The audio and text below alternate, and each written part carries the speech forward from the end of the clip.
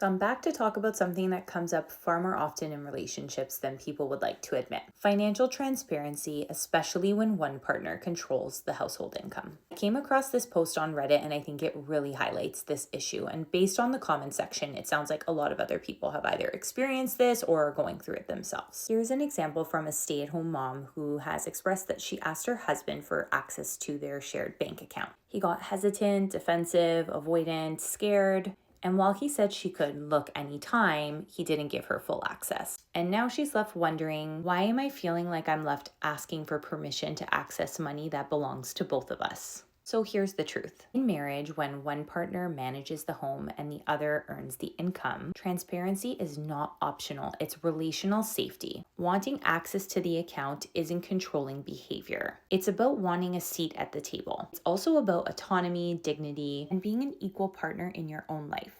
When someone avoids sharing financial information, the other partner is left carrying anxiety, dependency, sometimes shame for even asking. Finances are one of the biggest predictors of relational tension, not because couples disagree about finances, but because they usually disagree about access. If you're battling something like this, here are a few thought-provoking questions to ask together.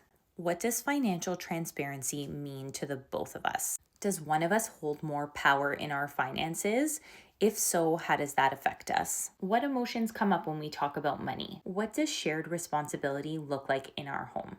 Not just financially, but all over. If one partner is a stay-at-home parent, what is their contribution worth? And is it being treated that way? Healthy partnerships definitely require shared visibility. Not because either partner needs to monitor the other, because transparency does build trust. If one partner is financially dependent on the other, and sometimes that doesn't happen by choice, but by circumstance, and asking them to just trust without access creates an unequal dynamic. The goal in scenarios like this isn't control, it's collaboration. If you're in a situation like this, it might be helpful to say, I'm not asking to manage the money. I'm just asking to not be left out of the life we're building together. That's a really fair and reasonable request. And if these conversations feel heavy or reactive, that's where couples therapy can be incredibly supportive. A neutral space to talk about power, money, stability, safety, and shared decision making. Finances don't break relationships. Silence, secrecy, and one-sided control do.